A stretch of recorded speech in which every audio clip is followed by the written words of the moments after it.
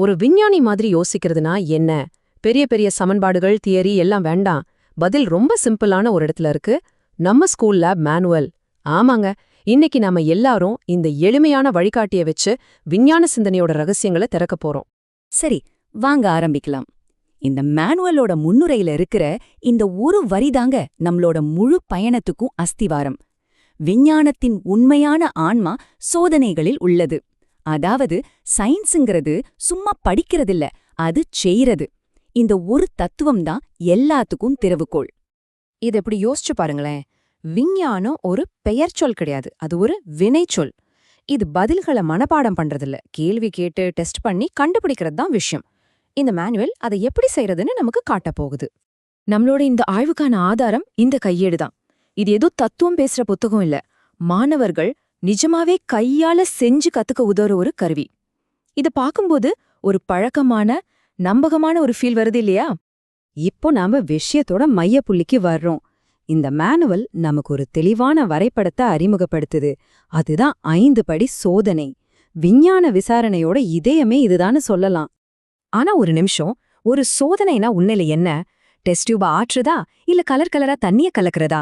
நம்ம பொதுவா நினைக்கிறத விட இது ரொம்ப ஆழமானதுன்னு இந்த மேனுவல் நம்மள யோசிக்க வைக்குது. இங்கதான் பாருங்க, விஞ்ஞான விசாரணையோட அந்த ரகசிய செய்முறையே இருக்கு. இந்த 5 சிம்பிள் ஸ்டெப்ஸ் தான் எந்த ஒரு அறிவியல் கேள்விக்கும் பதில் சொல்ல உதவுது. நோக்கம்னா என்ன கண்டுபிடிக்க போறோம், செயல்னா அதை எப்படி செய்ய போறோம், கவனிப்புனா என்ன நடந்ததுன்னு நோட் பண்றது, அப்புறம் கண்டுபிடிச்சதையெல்லாம் ஒழுங்கா எடுத்து வைக்கிறது தான் தரவை முன்வைத்தல். கடைசியா விளக்கம்னா இதுக்கெல்லாம் என்ன அர்த்தம்னு ஒரு முடிவுக்கு வர்றது. அவ்வளவுதான். சரி, இந்த 5 ஸ்டெப்ஸையும் செயல்முறையில பாத்துடலாமா? இந்த மேனுவல்ல இருக்கிற ஒரு சிம்பிள் சோதனைய நம்ம ஸ்டெப் பை ஸ்டெப்பா ஃபாலோ பண்ண போறோம். ஒரு கல்லோட அடர்த்திய கண்டுபிடிக்கிறது. தியோரிய இப்போ பிராக்டிக்கலா மாத்த போறோம். இப்போ பாருங்க, இதுல ஒரு சூப்பரான விஷயம் இருக்கு. நம்ம நோக்கம் எவ்வளவு தெளிவா இருக்கோ அந்த அளவுக்கு நம்ம செயல் சுலபமா இருக்கும். அடர்த்தியை கண்டுபிடி, இதுதான் நோக்கம். அதுக்கு என்ன செய்யணும்? நிறையையும் கன அளவையும் அளவீடு, இது செயல். பாத்தீங்களா, ஒன்னு இன்னொன்னுக்கு வழிகாட்டுது. சயின்ஸ்னா சும்மா எக்ஸ்பெரிமெண்ட் பண்றது மட்டும் இல்ல, நீங்க பார்த்தத கவனமா பதிவு பண்றதும் ரொம்ப முக்கியம். இந்த அட்டவணைய பாருங்க, இது சும்மா நம்பர் எழுதுற இடம் இல்ல. நீங்க பார்த்த விஷயங்களை ஒரு ஒழுங்கான முறையில பதிவு செய்யற ஒரு டூல். இதுதான் குழப்பத்துல இருந்து ஒரு தெளிவு கொடுக்குது. கடைசியா 5வது ஸ்டெப். இங்கதான் எல்லாத்தையும் ஒன்னு சேர்க்கிறோம். நாம சேகரிச்ச டேட்டாவை, அதாவது நிறையும் கன அளவையும் எடுத்து அதை ஒரு அறிவியல் கொள்கையோட இணைக்கிறோம். இப்படி டேட்டாவை ஒரு கொள்கையோட பொருத்தி பார்க்கும்போதுதான் நமக்கு ஒரு அர்த்தமுள்ள முடிவு கிடைக்குது. ஆனா ஒரு சோதனையை செய்யறதுக்கு இந்த படிகளை மட்டும் ஃபாலோ பண்ணா போதுமா? இல்ல, அதை செய்யறதுக்கான மனநிலையும் ரொம்ப முக்கியம். அத நாம இந்த ஆய்வகத்தோட பொன் விதிகள்ல பார்க்கலாம். இந்த பாதுகாப்பு விதிகள் வெறும் எச்சரிக்கை இல்லைங்க, இது ஒரு முறையான சிந்தனைக்கு அஸ்திவாரம். இந்த விதிகளை கொஞ்சம் வேகமா பாருங்க. ஒவ்வொன்னுமே கவனம், திட்டமிடல், ஒழுக்கம் இதையெல்லாம் சொல்லுது. இது வெறும் சேஃப்டி பத்தினது இல்ல, ஒரு விஞ்ஞானிக்கு தேவையான அந்த கவனமான மனநிலையை உருவாக்குறத பத்தினது. ஆஹா, இது எவ்ளோ அழகா விளக்குது பாருங்க. இந்த எலக்ட்ரிக் சர்க்கியூட் வரைபடத்தை பாருங்க. இது ஒரு செம்மையான உருவகம். ஒரு விஷயத்த சரியா கவனமா செட் பண்ணாதான் நல்ல ரிசல்ட் கிடைக்கும்னு இது காட்டுது. ஒரு சின்ன தப்பு நடந்தா கூட மொத்த சோதனையும் வீணாயிடும். நம்ம வாழ்க்கையிலும் நிறைய விஷயத்துக்கு இது பொருந்தும் இல்லையா? சரி, இப்போ கொஞ்சம் பெரிய கண்ணோட்டத்துல பார்க்கலாம்.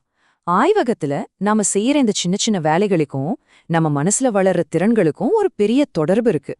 சோதனைகளோட உண்மையான நோக்கம் என்ன தெரியுமா?